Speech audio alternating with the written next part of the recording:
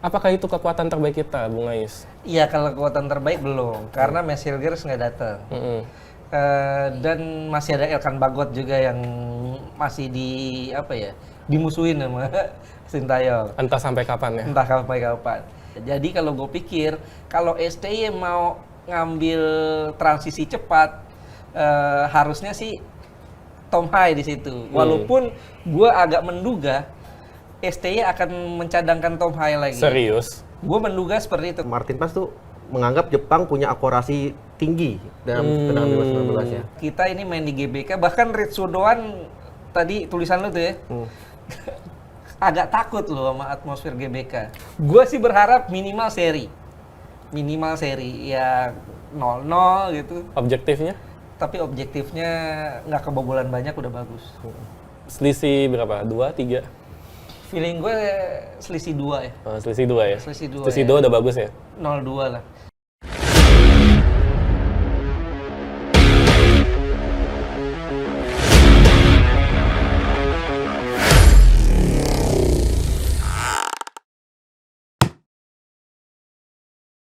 Harga mati. Itulah yang dikatakan oleh Erick Thohir kepada Sintayong. Timnas harus masuk 4 besar untuk lolos ke babak selanjutnya kualifikasi Piala Dunia 2026. Pertanyaannya, apakah STY sanggup? Pertanyaannya. Untuk itu kita akan menjawab itu di podcast Ruang Ganti bersama gue Koko Montana, dan ada 2 narsum yang akan menjawab pertanyaan itu. Jadi bebannya ke mereka nih, bebannya nih. Ada Bung Ais, jurnalis senior, juga ada juniornya nih, ada Andri Bagus Saiful yang info A1.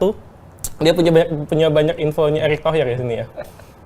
Liputan sehari-hari. Liputan sehari-hari. Berarti sehari-hari udah tahu banget Erick Thohir kayak gimana ya? Kalau gue sehari-hari nungguin beritanya dia. Karena editor ya kan? Jadi gitu. Buat Sobat News mungkin juga kalau misalnya mau ada pertanyaan boleh tulis di kolom komentar nanti. Nanti mungkin akan kita tanya di episode selanjutnya ya mungkin ya. Tentang Timnas ini bagaimana. Satu hal yang pasti adalah Timnas akan menghadapi Jepang di hari Jumat ya? Jumat. Hari Jumat. Andri, sebagai yang setiap hari di lapangan ketemu pemain, ketemu Erick Thohir, Sintayong, bagaimana kondisi mental pemain? Apakah down setelah dikalahkan secara mengejutkan oleh China? Udah di treatment mungkin sama STY untuk melupakan kekalahan kemarin kita lawan Cina dan hasil seri lawan Bahrain ya. Ya kita kan karena kita harus fokus lagi, harus meraih poin nih lawan Jepang sama Arab Saudi.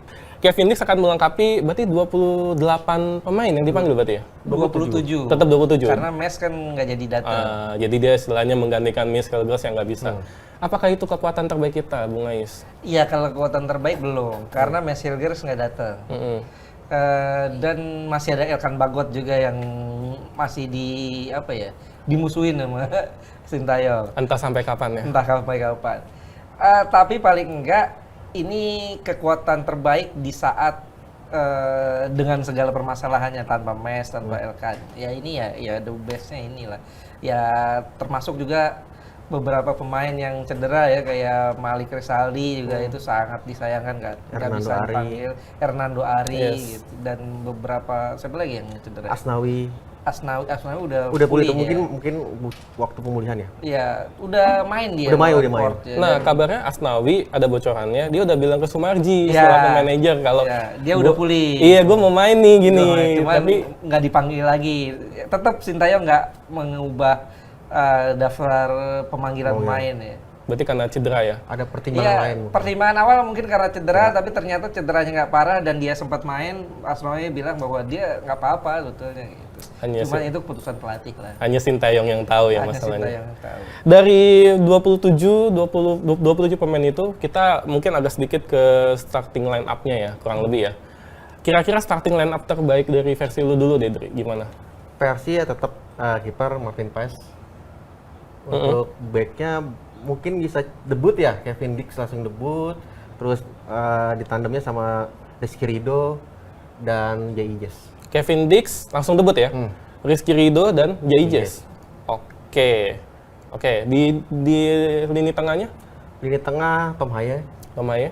90 menit nggak nih? Karena kata STY nggak bisa main 90 menit katanya. Kan kita ada beberapa pemain lainnya yang mungkin bisa backup ya, karena kita oke. butuh Tom Haya itu dari awal menurut saya untuk mengatur lini tengah kita lawan Jepang nanti. Siapa yang nemenin? Tom Haya, Nathan, Ya, karena Ivar Jenner nggak bisa ya. Sebenarnya akumulasi. Akumulasi. Nathan mungkin bisa dicoba Witan, Witan.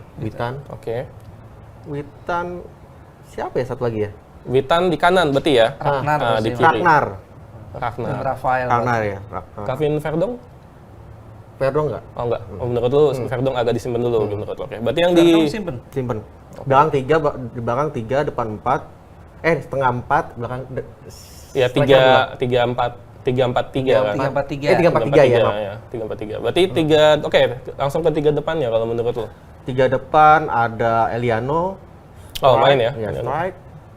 Mungkin bisa dicoba Sananta ya. Oh, Sananta. Sananta. Oke, boleh. Jadi Sananta ditumpuan di tengah, 2 tuh yang mobile. Oh, tadi Ragnar di kiri tadi ya? Ragnar kiri. 4 yang di Belakang kiri. ya. Bung Ais gimana? Lu setuju? Kalau gue di belakang ya gue sepakat. Tentu kiper pas ya, Martin pas. Oke. Jay Ijes pasti sebagai jenderal di tengah. Di tengah ya dia. Iya, kanannya ya bisa jadi antara kanan kirinya Kevin Dix. Nah, satu lagi antara Rizky Ridho atau Justin Hapner. Justin Hapner. Nah, ini pilihan yang agak susah juga ya. Cuman yang gua khawatir STY ini agak berat untuk nyadangin Jordi Amat. Kenapa bisa begitu? Iya, gua nggak paham ya. Cuman kayaknya mungkin kalah wibawa. Karena kalau kita lihat setiap Jordi Amat masuk tim dan dia dalam kondisi fit pasti main. Pasti ya? Pasti main. Dan ya kita lihatlah dalam setiap Jordi Amat pasti main lah. Dan feeling gue besok dia main juga. Walaupun gue secara pribadi gue mau dia nggak main, cadangan lah. Di belakang ya kalau menurut gue pilihan terbaik ya itu tadi Jay Ijes, Kevin Dix, satu lagi antara Justin dan Rizky Ridho. Gitu. Bukan Jordi Amat ya? Bukan Jordi Amat. Di Malaysia baru 11 menit kemarin Mas main. Betul. Jordi Amat nih dari 27 pemain kita ini paling berpengalaman. Iya, gue setuju. Pernah lawan Messi. Pernah lawan Messi, Cristiano Ronaldo, Iya. Wayne Rooney, Iya. Harry Kane dan yang lain. Tapi sekarang sejak dia pindah ke JDT, flop dia.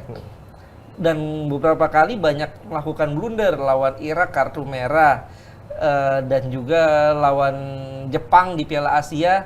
Dia bikin bikin penalti penalti. Ayase Ueda. Gol pertama Jepang. Banyak sering ketinggalan, tapi memang dia punya umpan yang bagus, visinya mainnya bagus. Cuman ya itu karena kalah sprint biasanya tuh tipikalnya dia tuh narik ataupun nabrak, itu yang bahaya buat timnas kita. Tapi bukankah, ini pasti nanti Sobat Anies bakal bertanya nih, bukankah pelatih itu punya kuasa tertinggi?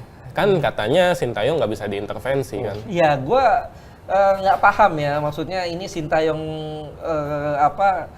kalah wibawa dengan Jordi atau memang dia punya maksud lain dengan Jordi ya, punya strategi lain dengan Jordi, yaitu balik lagi ke prerogatif Sintayong ya. Tapi gue pikir Jordi kemungkinan besar main ya setiap, karena Oke. trennya seperti itu, setiap dia fit dia pasti main. Dan mungkin kalau misalnya seandainya Jordi main, mungkin pemain lainnya harus bisa nge-cover kan sebenarnya gitu kan betul. paling. Ya kalau seandainya Jordi main ya yang jadi korban bisa jadi antara Justin Hapner dan Rizky Ridho. Berarti kalau Jordi main, Jordi akan di kanan, si Kevin Dix bisa jadi di kiri gitu. Dan tetap Jay Ijesnya di tengah. Karena perannya Kevin Dix ini sangat penting banget ya. Ya. Dia seberapa bagus Mas Ais lo nge-rate Kevin Dix ini? Iya, ini pemain ya pengalamannya cukup bagus ya bersama Copenhagen. Dia paling enggak pernah main di UCL juga, Liga Champions.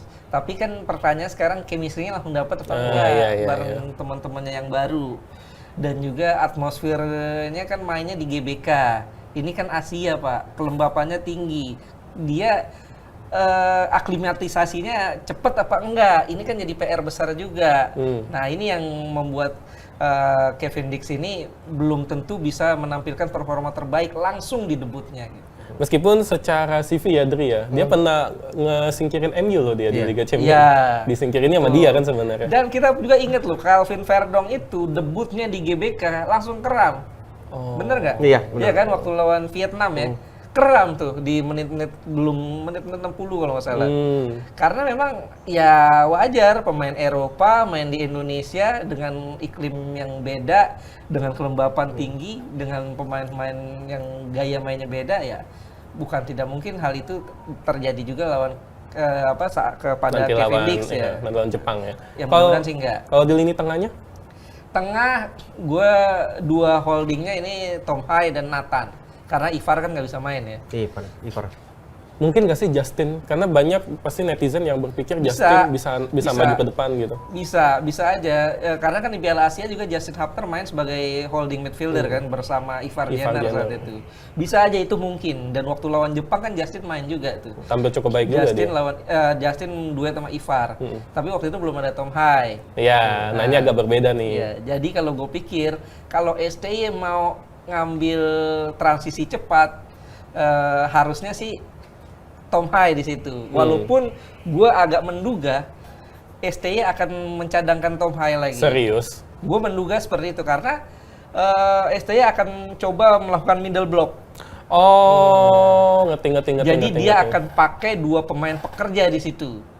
Siapa berarti? Justin dan Nathan. Oh, Justin dan Nathan. Oke. Oh. Kemungkinan ya kalau seandainya dia mau bertarung mematikan lini tengah ya dia akan mainkan Justin dan Nathan di situ. Tom Hai baru akan dimasukkan di babak kedua. Gue menduga seperti itu. Walaupun gue maunya sih Tom Hai yang main di starter ya. Dan di kanan ya Sandy Walsh, di kiri Calvin Verdong pasti. Ya. Nah di depan tiga depannya itu Mungkin nggak sih Rafael Struijk nggak dimainin? Ini jadi pertanyaan juga nih. Enggak, gue nggak percaya. Sekarang nggak ada lagi. Iya. Nggak ada lagi ya Dri ya? Siapa? Untuk pemain dengan gayanya dia cuma dia di saat ini. STY ini Sintayong sejak 2020 pegang timnas Indonesia itu kecenderungannya dia nggak mainin striker murni. Dari dulu Kuseda Hari Yudo itu kan aslinya kan bukan striker murni. Iya.